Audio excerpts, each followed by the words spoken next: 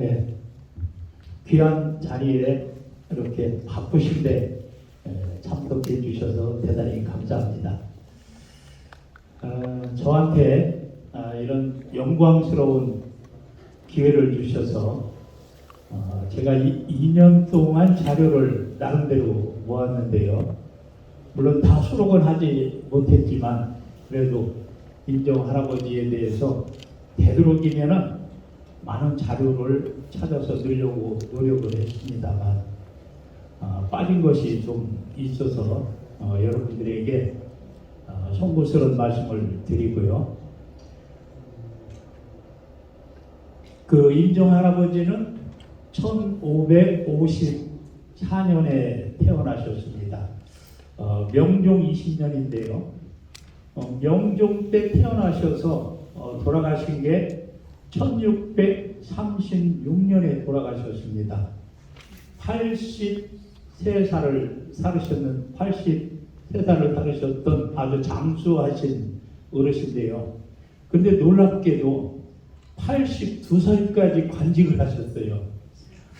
우리 역사에서 관직을 가장 오래 한 사람이 황입니다. 그렇죠? 황희정승이 87세까지 관직을 하셨는데 우리 할아버지가 82세까지 관직을 하셨기 때문에 아마 역사를 연구하시는 분들이 대단히 장수하시면서도 그렇게 오래까지 그 관직에 있으신 그런 인물로 이제 재조명이 되시곤 합니다. 할아버지는요 13군데에 수령을 하셨습니다. 그리고 관직을 내직을 10군데를 해서 총 23개의 관직을 하셨습니다. 그래서 아마 오래 장수하시면서 관직에 계셨고요. 명종, 선종, 광해, 인조까지 4분의 왕을 모시면서 우리 역사의 한 페이지를 그셨습니다. 할아버지를 연구하면서 왜 이분을 연구해야 되나 하는 계기를 먼저 말씀드리겠습니다. 제가 2015년도에 우리 세종시의 임시들을 퍼뜨려 주신 고려청신 임난수 장군 일대기를 쓰면서 의문점이 있었습니다. 우암 송시열 선생께서 신도비를 지으실 때 맨 마지막 구절이 우리 임시 중에 뛰어난 분이 용국 선생이다 이렇게 써놨습니다. 과연 얼마나 훌륭하시길래 우암 선생님께서 신도비에다가 이렇게 명기를 했을까 하는 의구심이 있었는데 마침 문중께서 저한테 일대기를 좀 집필해달라는 부탁을 듣고 저는 개인적으로 아주 좋은 기회를 맞이했다 해서 공부를 하기 시작했습니다. 물론 이 책은 저 혼자 쓴 것이 아닙니다. 많으신 분들이 도와주셨는데요. 자, 제일 먼저 도와주신 분이 임좌순 선배님이십니다. 오셨죠? 잠깐 앞으로 모실까요? 자, 임좌순 올라오세요. 우리 박수 한번 보내드리기 바랍니다.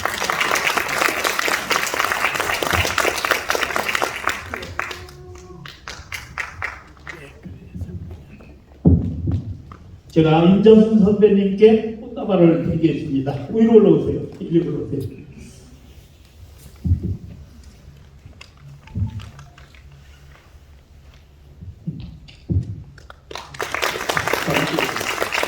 먼저 꽃다발을 드리겠습니다. 드시죠.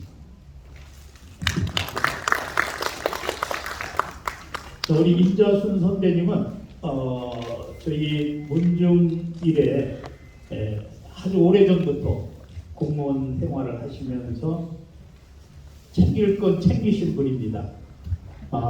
그 은행나무서부터 시작해서 인시 감용, 아마 공직 생활에서 문화 부분에서는 그래도 탁월한 자료라든지 이런 정리를 잘 하시기 때문에 저는 임자순 선배님께 많이 배우고 또 이번 용국 실기를 정리하는데 아주 결정적인 그런 자료를 많이 제공해 주신 분입니다.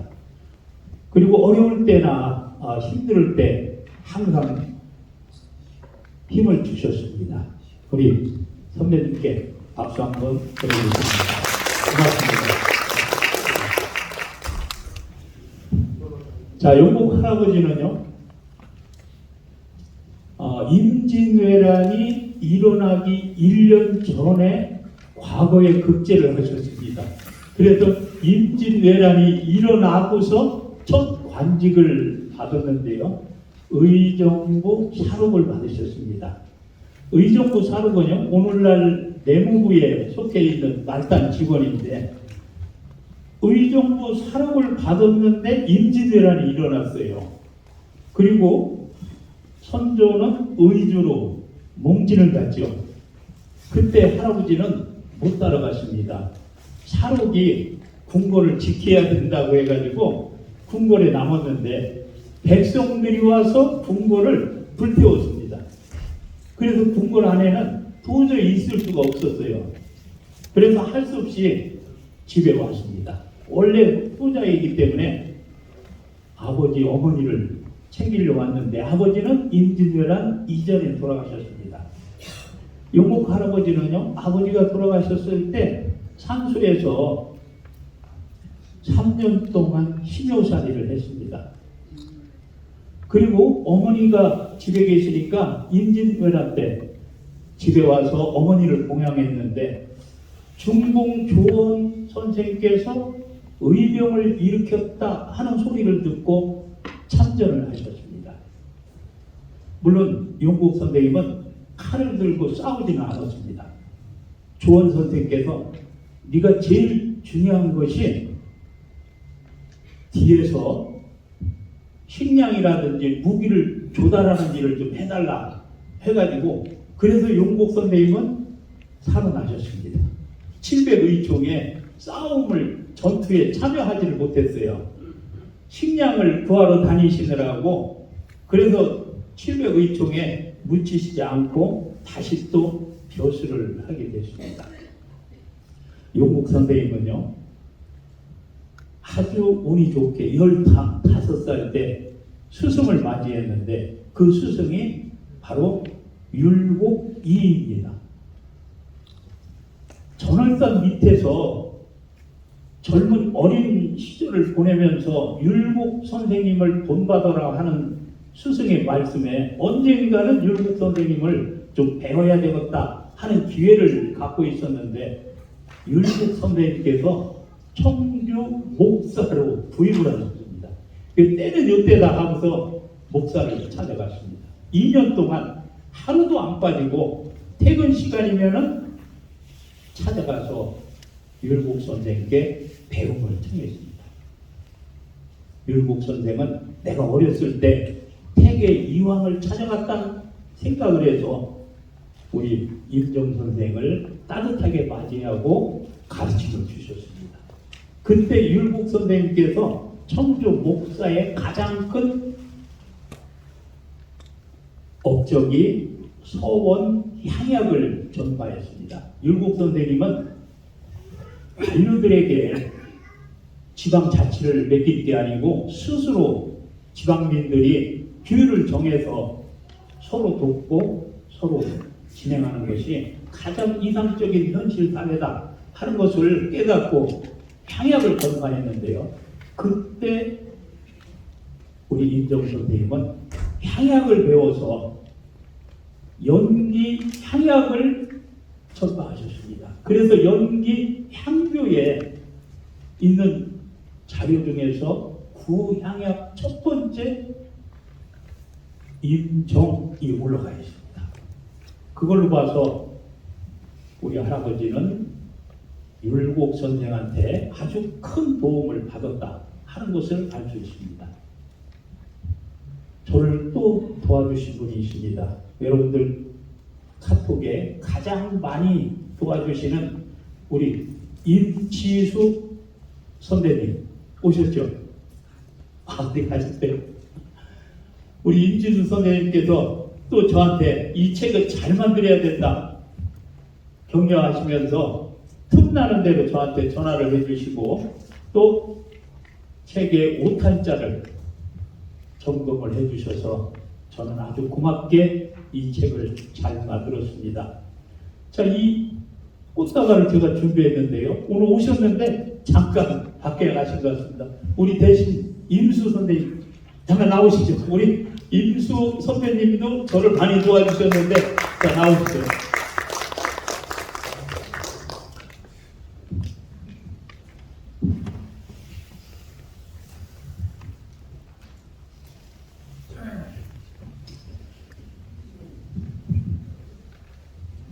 자, 우리 꽃다발을 드리겠습니다. 우리 박수 한번 보내주십시오. 자, 항상 우리 대종의 총무도 하셨고 우리 문종을 위해서 상당히 노력하시는 우리 임수 선배님께 박수 한번 보내주시겠습니다.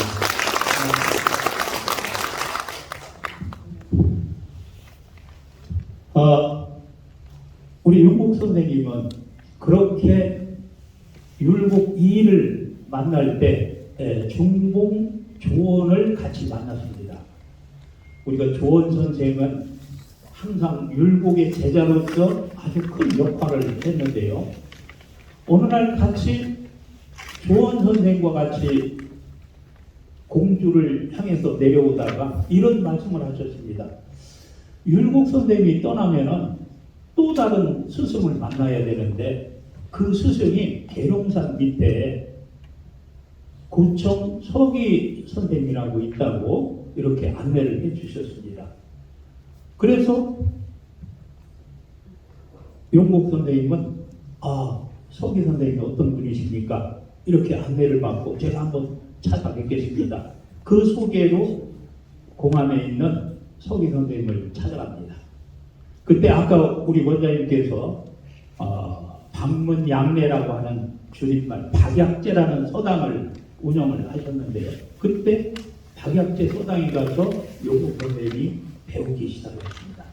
그래서 용복 선생님은 박약제 서당에서 공암서원으로 발전했고 공암서원이 인조로 인해서 왕명으로 처음으로 사획을 받는 일까지 다 경험을 하신 그런 충현서원과는 뗄래야 뗄 수 없는 그런 관계가 됐고요. 또 우리 원장도 지내셨고요. 그렇게 두 분의 스승을 모시면서 훌륭하게 잘하셨습니다. 그리고 제일 큰 것은 임진왜란을 극복하는 겁니다. 조원 선생은 금산 700의총에서 돌아가셨지만 임정 선생님께서는 살아나셔서 계속 지역 해주 판관으로 또 현감으로 13군데의 지방 수령으로 다녔습니다. 어떤 때는 군수가 됐다가 어떤 때는 현감이 됐다가 관직이 올라갔다 내려왔다 여러 가지 현상이 있었지만 높낮이를 전혀 개의치 않고 나는 지방 수령을 하겠다 해서 선택한 것이 나의 관양인 부안으로 현감을 가셨습니다. 근데요, 부안에서는 현감을 6개월밖에 못했습니다. 1년을 못 채웠어요. 파직을 당했어요. 우리 역사에 가장 가슴 아픈 것이 관양에 가서 용복 할아버지가 파직을 당했어요. 그래서 우리 족보에서는 부끄럽다고 이 내용을 내밀었어요. 근데 저는 우리 부안문화원의 원장님도 뵙고 사무국장님도 뵙고 특히 사무국장님께서 부안 향토에 대해서 애착을 많이 갖고 계셔서 자료 좀 달라고 부탁을 했습니다. 저는 부안문화원에서 전 자료를 보고 놀라운 걸 얻었어요. 신정 동북 여지신당 첫 번째 부안군의 명화는 용복 임정이다 이렇게 써놨어요. 그러면 파직된 사람이 신정 동북 여지신당 첫머리에 그걸 써놓을 필요가 있나요? 그거 말이 안 되죠. 그래서 그 원인을 찾으려고 노력했는데 용국 할아버지 아버님 묘수를 뒤져서 그 안에서 지석이 나왔습니다. 그 지석은 어머니가 1607년에 돌아가셨는데 어머니가 돌아가실 때 쓴 지석이에요. 그 지석에 그 비밀이 쓰여 있었습니다. 용국 할아버지는 부안 현감으로 부임을 하셨는데 부안군에서는 처음으로 문과 현감이 용국 할아버지였어요. 그동안은 다 묵과 현감이 와가지고 진행을 할 때 이 묵과 현감하고 문과 현감하고의 차이점이 있습니다. 묵과 현감님들은 무신들이기 때문에 아전들에게 특혜를 많이 줬어요. 세금을 많이 거둬와라. 관기를 데리고 같이 놀기도 하고 그러한 자료들이 무수히 많았습니다. 그런데 용국 할아버지는 청백리이기 때문에 그걸 싹 금지시켰어요. 6개월이 지나서 어머니가 위독하다라는 급한 전가를 받았습니다. 용국 할아버지는 절차를 밟아야 되는데 절차가 중요한 게 아니고 어머니가 중요하기 때문에 근무지 이탈을 했습니다. 저울산 밑으로 급히 어머니를 내려왔어요. 원래 절차는 현감이 갈 때에는 의정부에다가 내가 무슨 일로 근무지를 잠시 이탈합니다 하는 허가를 얻어야 되는데 그걸 얻지 않고 어머니 병원에 왔어요. 하필이면 그때 사원부에서 감찰이 나왔어요. 아정이 가만히 있었을까요? 때는 요때다 하고 이 현감 엉터리다 이렇게 보고한 겁니다. 그래서 빠지게 당했어요. 그게 3년 후에 후임 현감들로 인해서 변경이 됐고 그래서 용국 할아버지는 종육품 현감에서 정사품 군수로 4계단이나 뻥 올라가서 진산 군수가 됐습니다. 그리고 할머니는 첫 번째 할머니가 돌아가시고 두 번째 할머니를 부안에서 만났습니다. 그 부안에서 만난 할머니에 대해서 또 우리 문중에 시인 한 분이 시를 썼습니다. 여러분에게 들려드리겠습니다. 우리 이만초 시인님께 박수로 환영해 주십니다.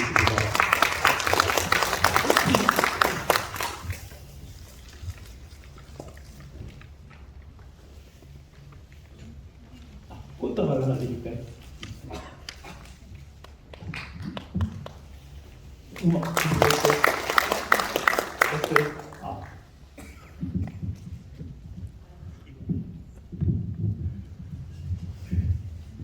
여러분들 두꺼운 책을 지금 잘 받으셨는데요. 이 책 가져가서 언제 보실지 또 이제 걱정되시죠. 그래서 좋은 쪽으로만 제가 한번 말씀드리는데요. 107쪽에 보면은 우리 말씀하신 용국 임정 할아버지의 부인께서 돌아가신 이야기가 써 있어요. 그 써 있는 장면에 보면은 돌아가셨는데 집에 갈 수가 없어요. 부인이 돌아가셨는데도 왜 그러냐? 고해의 이순신 장군도 순직을 하시게 될 만큼 나라가 굉장히 위험한 시기입니다. 그래서 아내를 돌아가지 못한 가슴을 품고 계속 일을 보고 있었고요. 그 다음에 117쪽에 보면 지금 가지고 계신 거기에 보면은 부안 현감으로 임정 할아버지께서 부임을 하셨는데 파직을 당했다는 일을 지금 말씀드리셨잖아요. 그때 파직당한 사건이 있었어요. 임정 현감께서 채석강에 그 근처에 채석강에 바람을 쐬러 갔는데 한 여자가 물에 빠진 거예요. 이 여자를 건져줬는데 여자를 어떻게 부인도 없는데 고인이 집에 데리고 갈 수가 없어서 매창 기생한테 맡기게 되죠. 그때 1601년도에는 그 기록에 보면 지금 책에 보면 매창이 가장 절정의 시기다라고 기록을 해놓으셨더라고요. 그래서 그때 또 누이 동생을 잃은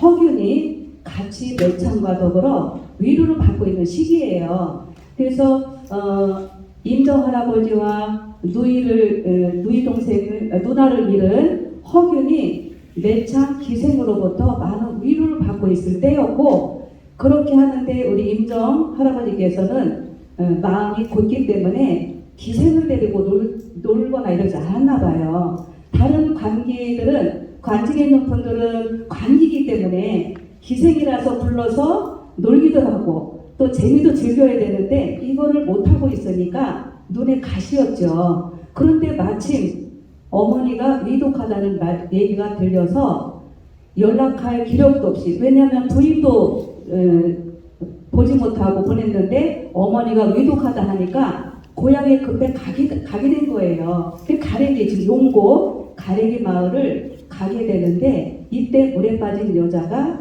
나를 데려가 주세요 라고 말을 했어요. 제가 왜 데려가달라고 했을까? 사랑했나? 이렇게 했는데 그 기생이 돌보고 있는 여자는 기생이 될 수밖에 없겠죠. 근데 이 양반집 이 여자가 임정을 따라서 나오게 된 거예요. 그래서 가래기에 와가지고 두 번째 부인이 된 이야기가 지금 책에 나와 있습니다. 그래서 책에는 재밌는 얘기도 있어요. 충현선의 사획을 받은 이야기도 있는데 떡이 또 사획을 받은 이야기는 이 책에 처음 봤어요. 이쪽에서 맛있는 떡을 먹고 이 떡이 이렇게 맛있는데 이래서 그 떡을 이름이 뭐냐면 임정께서 모르겠다 이랬거든요. 그랬더니 그럼 이거를 임정이라고 해라. 이 떡이 너무 맛있더라. 그래서 충현서원과 떡이 사회를 받았다는 내용이 이 책에 지금 나와 있습니다.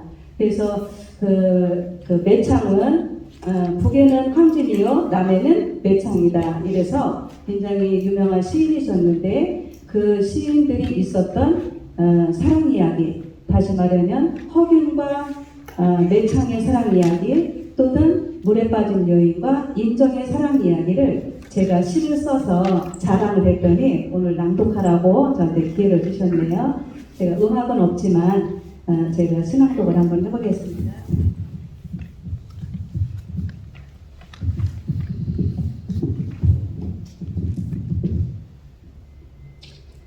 채석강 여인 매창도 울었다. 임하초 매창도 놀란 물에 빠진 여인의 슬픔, 가슴 넓은 사내가 달려가 죽은 아내처럼 뜨겁게 품었다지. 가슴 넓은 사내처럼 산의 품에 안겨 잠든 여인처럼 기녀도 건넌방 산에 간절히 원했건만 죽은 누이 가슴에 품어 깨어나지 못하는구려. 제 전 먹일 아들 하나 없는 매창을 매몰찬 건넌방 사내가 모를 리 없건만 관리로 태어난 여인을 어찌 나만이 품으랴. 변명처럼 시 한 편 남기고 떠나고 이때쯤 돌아와서 채석강의 봄꽃을 꽂아주더니 서글픈 마음을 일일이 종이에 담아 두는구려. 종이에서 쏟아지는 그리운 마음들, 빛이색 치마에 향내가 아직 남아 작은 복사꽃 필 때라고 그녀의 묘비에 마음 새기는 허균의 마음 서글퍼라. 꽃잎으로 이젠 누굴 유혹하랴. 채석강 물 위의 사랑이여 임정의 사랑 이야기가 위대하다.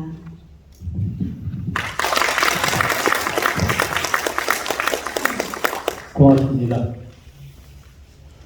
그래도 우리 집안에는 시인도 있고 다양한 분들이 많기 때문에 제가 쓴 글을 보고 또 이렇게 시도 쓰시네요. 사실 이만초 시인님께서 올라오셔서 나는 할 얘기가 없기 때문에 간단히 이야기 시만 읽겠습니다 하더니 할 얘기 다 하고 가네요.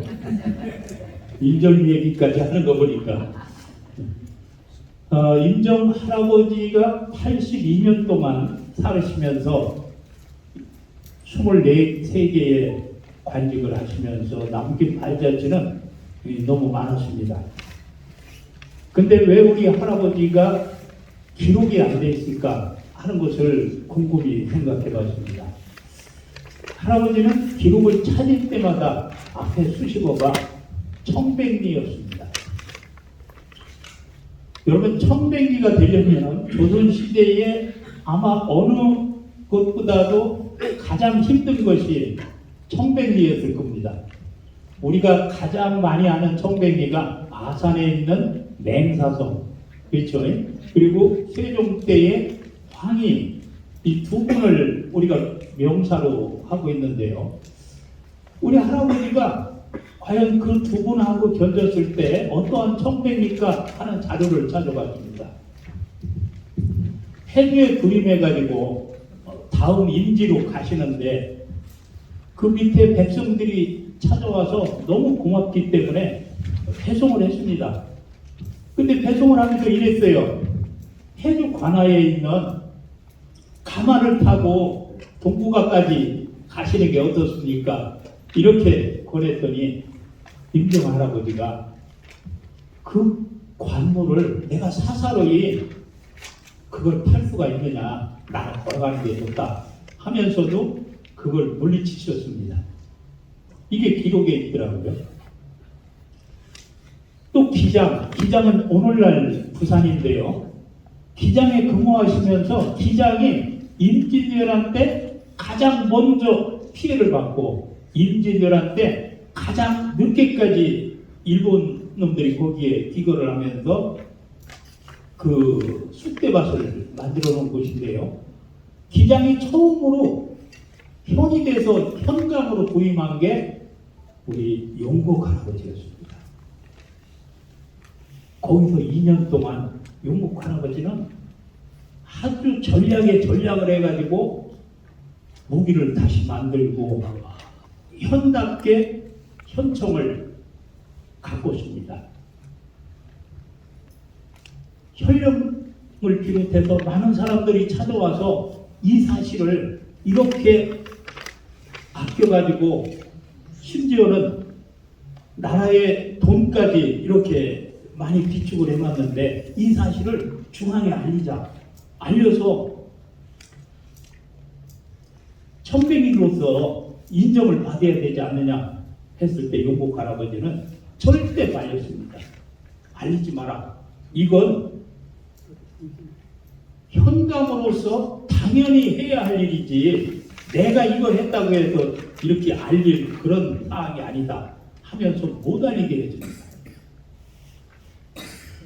이것이 평생 용복 할아버지가 품고 있는 청백리의 모습이었고 그 후에 할아버지는 단 한 번도 누구 앞에서 내가 이런 사람이다 라는 것을 내색을 하지 않았습니다.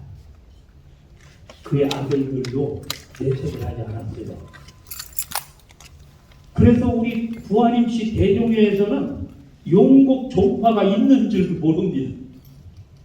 사실 이번 책을 만들면서 많은 사람들이 용복 문중이 뭐야 하는 질문이 더 많았습니다. 용복 할아버지는 계신데 그분의 업적이 단 한 번도 알려진 적이 없습니다. 왜? 철저하게 그걸 숨겼기 때문에. 우리 세종시 월하리에 가면은 월하 민호건이라는 인물이 있습니다.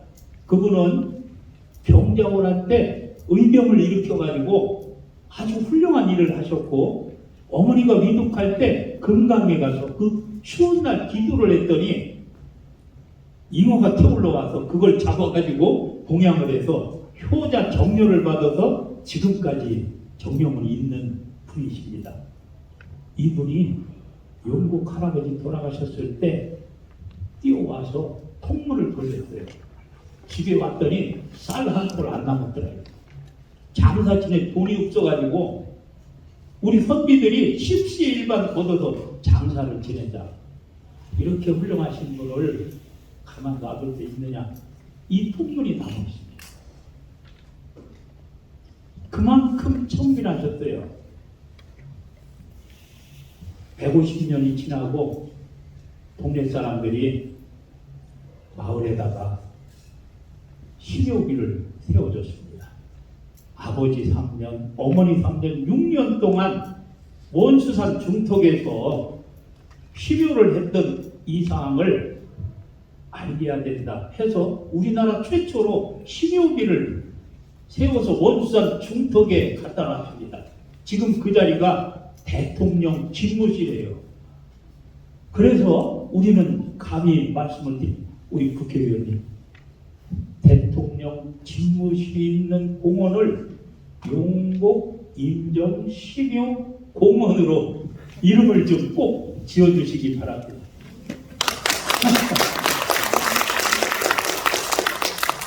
그 비가 지금 거기에 세워져 있습니다.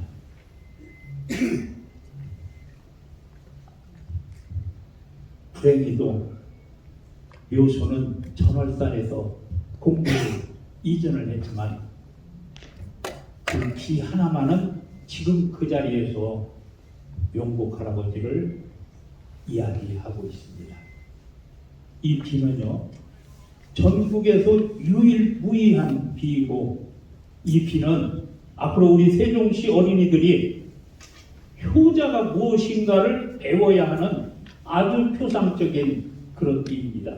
오늘 우리가 아주 어려운 여건 속에서도 교육청 대강당을 대여한 것은 용복 할아버지의 효와 청맥을 언젠가는 우리 세종시 어린이들이 보고 배우는 그런 계기를 마련하기 위해서 오늘 이 자리를 저희가 선택됐습니다.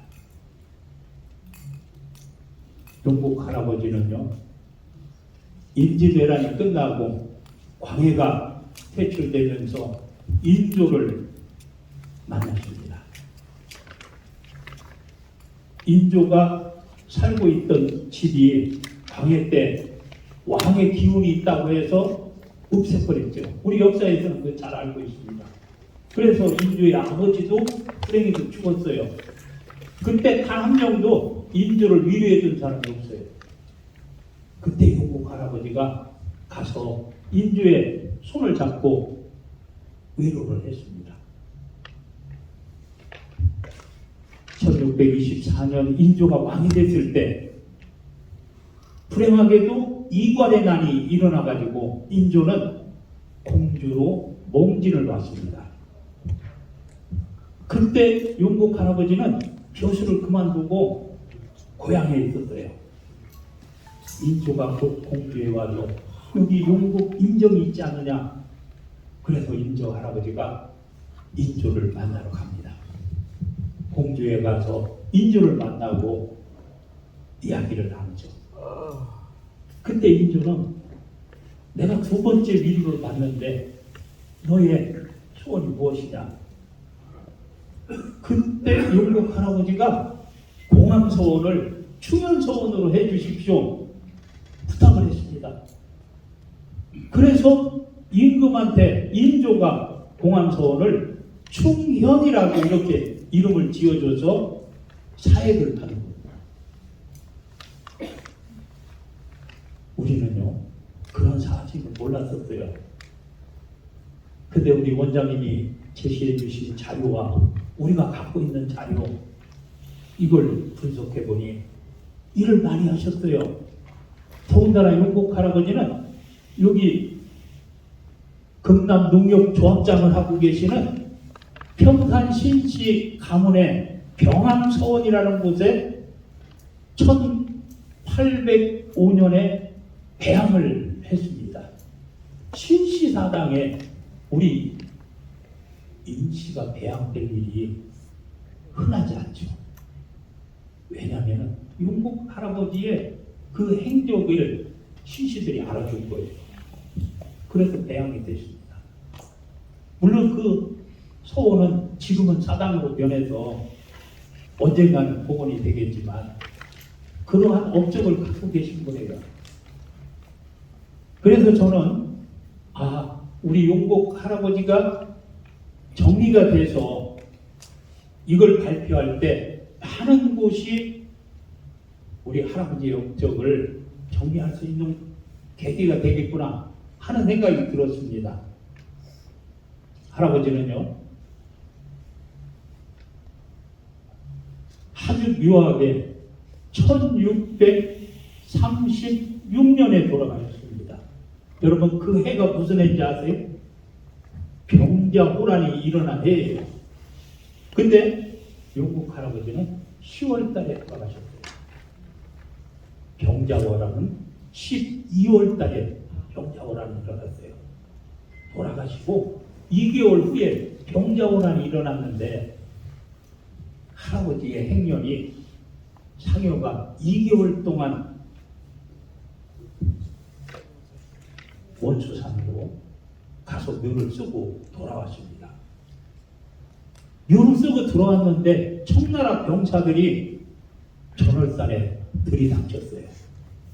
그래서 우리 조선의 여성들을 마구 잡아왔습니다. 그때 용국 할아버지의 며느리 한산 이씨가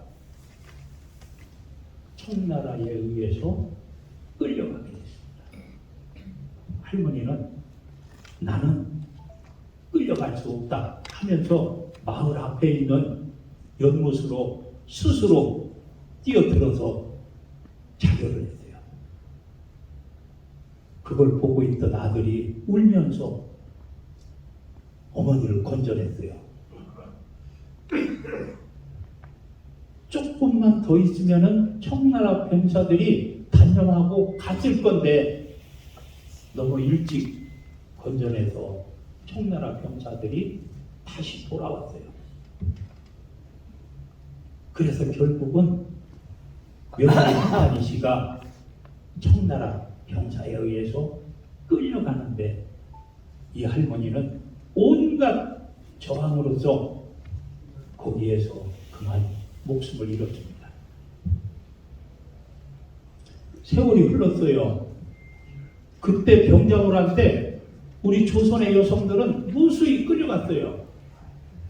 그리고서 온갖 고생을 다 했는데 후에 청나라하고 조선하고 서로 화해가 돼가지고 끌려간 여성들을 조선으로 돌려보냈습니다.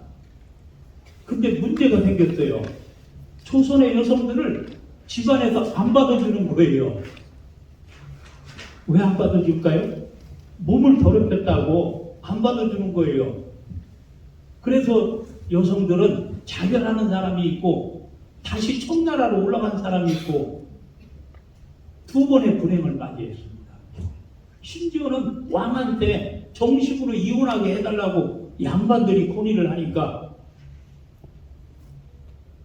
우리 국가에서는, 조선에서는 가장 큰 문제가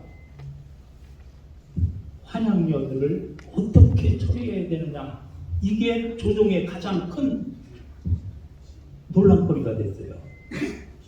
그때 전월산 밑에 한산 이씨는 청나라 병사들이 왔을 때 저항을 하면서 죽은 목숨을 잃은 사례가 있다.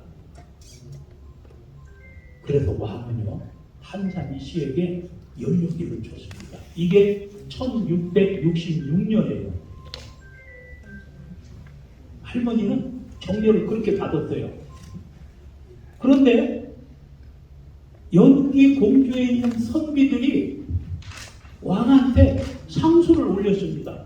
왜 올렸냐면은 이건 단순히 국가의 연료 차원에서가 아니고 그 한산이 씨가 연료가 된 것은 시아버지의 효가 그 일을 역할을 한 거지. 그렇게 가르친 것이다. 그렇게 소를 올려가지고 용국 할아버지는 1669년 3년 후에 효자 정렬을 했어요. 그래서 전월산 밑에는 효자 인정 연료 한 살이씩 2개의 청녀가 나란히 있었습니다. 근데 불행하게도 우리 후손들이 그걸 못 지켰어요. 1767년에 전주이시 이희이라고 하는 현감이 연기 현감으로 옵니다.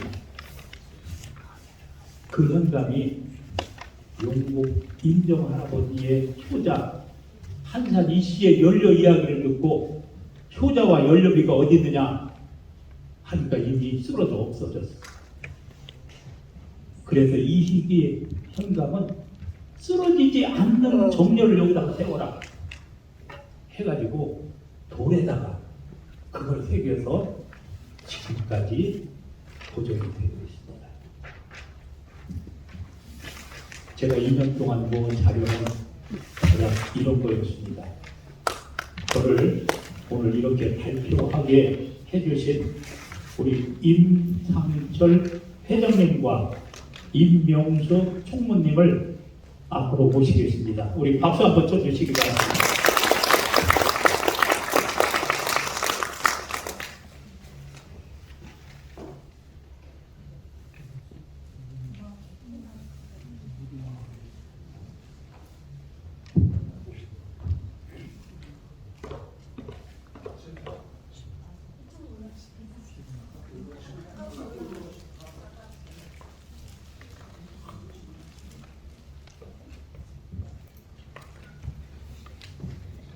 우리 임상철 회장님은 세종시에 진정한 농군이셔요. 농사를 엄청나게 지시고 매일 아침마다 농사 짓느라고 새벽에서 어두울 때까지 일하십니다. 그래서 쌀을 엄청나게 생산하시는데요.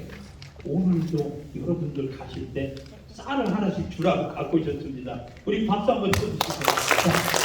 꽃다발을 제가 준비하겠습니다. 우리 총무님에게도 주시고.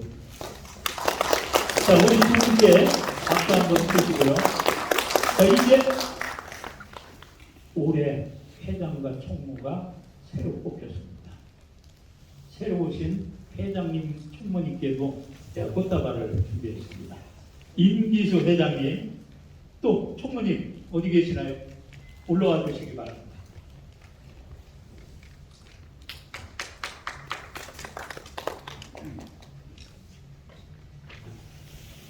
제가 회장 총무님께 꽃다발을 준비한 것은 앞으로 이 행사가 소종계에서는 별로 웃길 것 같아서 오늘 준비했습니다. 자, 이쪽으로.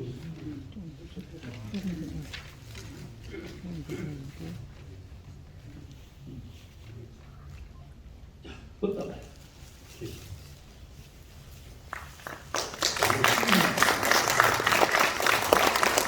이쪽으로. 자, 우리 기념 촬영 한번 하겠습니다. 사진 하나 찍어주세요.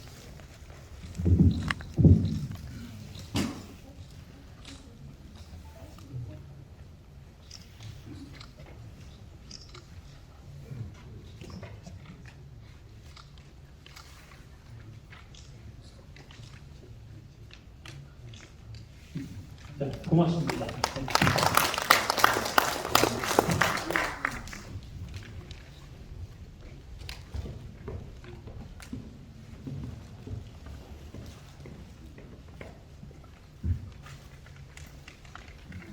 자, 이제 제 이야기를 마칠 때가 왔습니다.